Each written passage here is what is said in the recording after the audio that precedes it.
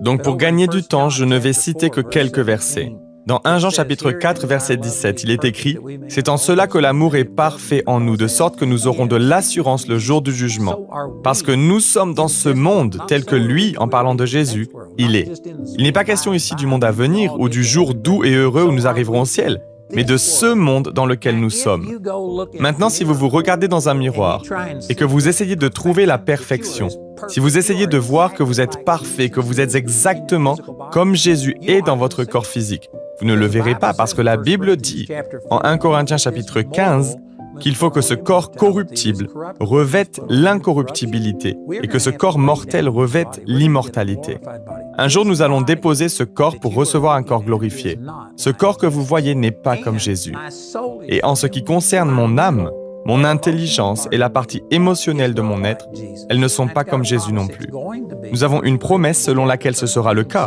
1 Corinthiens chapitre 13 dit qu'un jour nous connaîtrons toutes choses, tout comme nous sommes connus. Mais ce n'est pas encore le cas. Il m'arrive parfois de ne pas trouver mes lunettes de soleil alors qu'elles sont là sur ma tête. Vous voyez où je veux en venir? Je vous assure que Jésus n'est pas comme cela. Dans mon cerveau, dans mes émotions, je ne peux pas dire que toutes choses anciennes sont passées et que toutes choses sont devenues nouvelles. Et si on se réfère à 1 Thessaloniciens chapitre 5, verset 23, on voit qu'il n'y a que 3 parties, esprit, âme et corps. Mon corps et mon âme ne sont pas encore tout à fait comme Jésus. Nous avons une promesse les concernant. Ils ont été sauvés, mais ils n'ont pas encore été rachetés. Un jour, ils seront rachetés et je recevrai un corps glorifié. Je connaîtrai toutes choses tout comme je suis connu. Mais ceci ne s'est pas encore manifesté dans les domaines physiques, mental et émotionnels. Mais dans mon esprit, c'est la seule partie qui reste. Je suis une créature entièrement nouvelle et mon esprit est identique à Jésus. Et pour en revenir à 1 Jean chapitre 4, verset 17, il est dit que tel Jésus est, tel je suis dans ce monde. Comment pensez-vous que Jésus est? Jésus est parfait. Jésus connaît toutes choses. Nous avons des versets sur lesquels nous appuyer.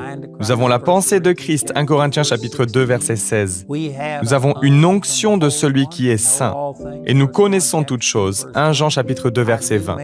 Notre homme nouveau se renouvelle pour parvenir à la vraie connaissance, conformément à l'image de celui qui l'a créé. Colossiens chapitre 3, verset 10. Je pourrais continuer longtemps. Votre esprit est parfait. Vous avez la pensée de Christ. Vous connaissez toutes choses. Non pas certaines choses, mais toutes choses. Bien sûr, ce n'est pas encore le cas de votre petit cerveau. Mais dans votre esprit, vous avez une connaissance parfaite. Également, Galates chapitre 5, versets 22 et 23 donne les caractéristiques de l'esprit. Mais le fruit de l'esprit, c'est l'amour, la joie, la paix, la patience, la bonté, la bienveillance, la foi, la douceur, la maîtrise de soi. C'est ce que vous possédez dans votre esprit dès aujourd'hui si vous êtes né de nouveau. Et certains d'entre vous pensent « Non, je n'ai pas l'amour.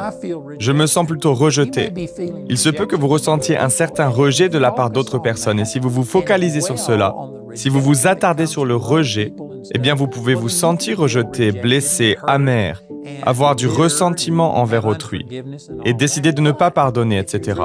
Mais si vous êtes vraiment né de nouveau dans votre esprit, il n'y a pas une once de rejet.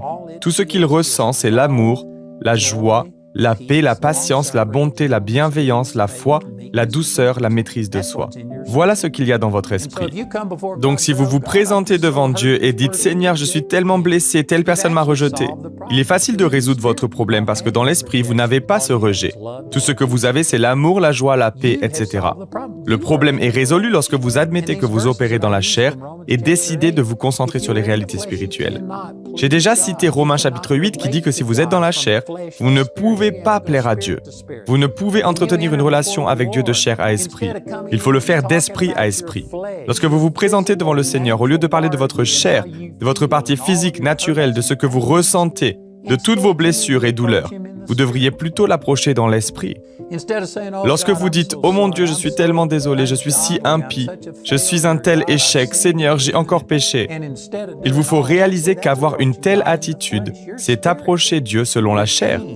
Votre esprit conserve sa sainteté et sa justice, même si vous péchez. Au moment où vous êtes né de nouveau, Éphésiens chapitre 1, verset 13, nous dit que vous avez été scellés par l'Esprit Saint. Cela signifie que vous avez été emballés sous vide. De la même manière que vous conditionnez des fruits confits dans un bocal avant de les recouvrir de paraffine pour sceller la préparation, ou lorsque vous emballez quelque chose sous vide pour qu'aucune impureté ne puisse y pénétrer. Vous avez, dès que vous avez cru, été emballé sous vide par Dieu, et votre esprit ne peut pas être contaminé lorsque vous péchez. Ce péché va contaminer votre corps et donner à Satan un accès à vous avec la maladie, la pauvreté ou les mauvaises relations. Il va contaminer votre âme, il provoquera une détresse émotionnelle et ce genre de choses, mais il ne peut pas pénétrer le sceau qui entoure votre esprit.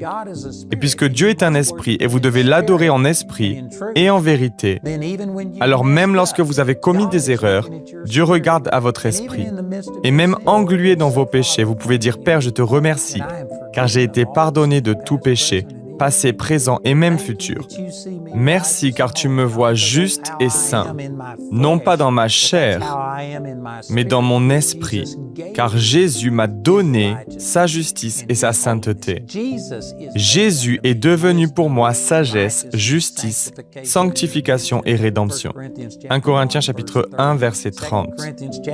2 Corinthiens chapitre 5, verset 21 dit « Il, en parlant de Dieu, là, Jésus, fait devenir péché pour nous, afin qu'en lui, nous devenions justice de Dieu. » Certaines personnes restent bloquées sur ce point en disant « Je ne suis pas juste.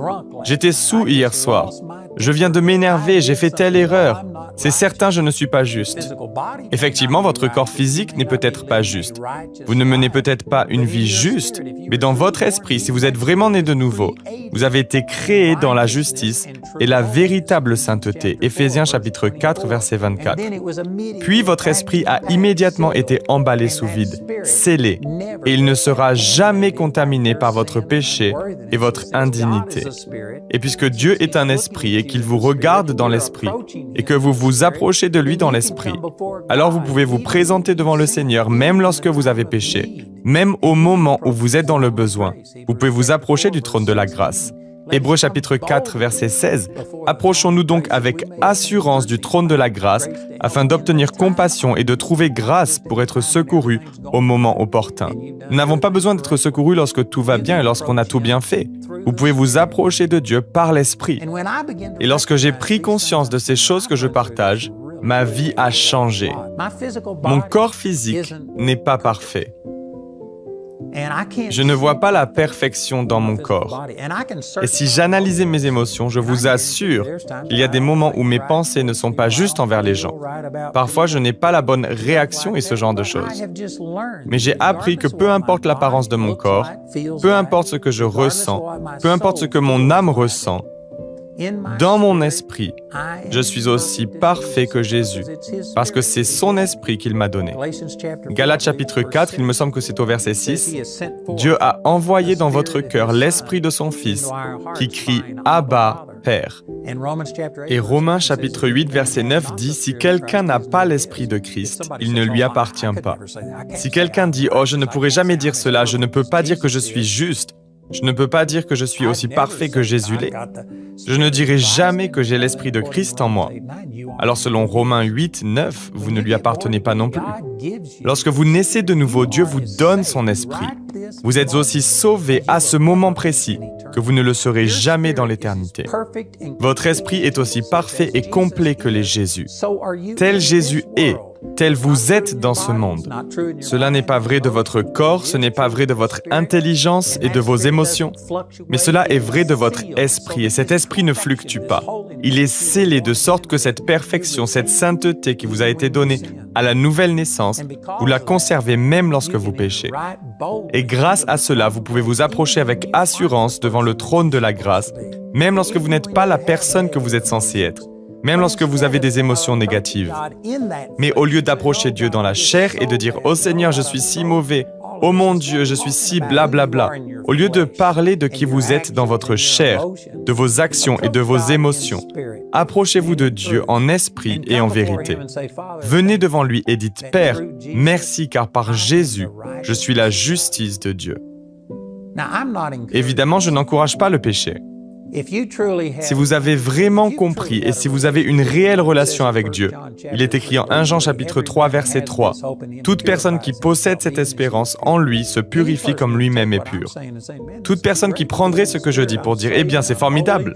Dans l'esprit, je suis sauvé, je suis saint, et rien ne peut le changer. Je peux donc vivre comme le diable. Alors il faut que vous naissiez de nouveau, parce que si vous étiez vraiment né de nouveau, vous chercheriez à mener une vie sainte à l'extérieur, en accord avec la manière dont vous avez été recréé à l'intérieur. Tel un homme pense dans son cœur, tel il est. C'est ce que vous chercheriez à faire. Une personne qui prendrait ce que je suis en train de dire et s'en servirait comme d'une excuse pour aller vivre dans le péché. Vous n'êtes pas vraiment changé, votre cœur n'a pas été transformé. Vous n'êtes pas né de nouveau. Mais ce qui m'a vraiment aidé, c'est de comprendre que je devais entrer en relation avec le Père d'esprit à esprit. Et quand le Seigneur m'a montré ces choses, j'ai cessé d'essayer d'entretenir un lien avec Dieu par des moyens physiques ou émotionnels. Et maintenant, je me repose sur ce que sa parole dit de moi, parce que c'est au travers de la parole que vous vous connectez à Dieu. Vous entrez en relation avec Dieu par la parole de la même manière que les disciples s'approchaient de Dieu, le Père, par Jésus. Jésus est maintenant la parole vivante. Et de la même manière que certaines personnes pensaient, « Eh bien, Jésus, tu ne me suffis pas, je ne suis pas satisfait. Si je pouvais voir le Père, alors cela me suffirait. » Il y a des gens qui disent, « La parole ne me suffit pas. Il me faut quelque chose de tangible, une relation physique, émotionnelle. » Je vous dis la même chose que ce que Jésus a dit à Philippe. Il y a si longtemps que je suis avec vous, et vous n'êtes toujours pas satisfait? Tu ne sais vraiment pas qui je suis, Philippe? Ne sais-tu pas qui est la parole de Dieu? Ne crois-tu pas que c'est le meilleur chemin?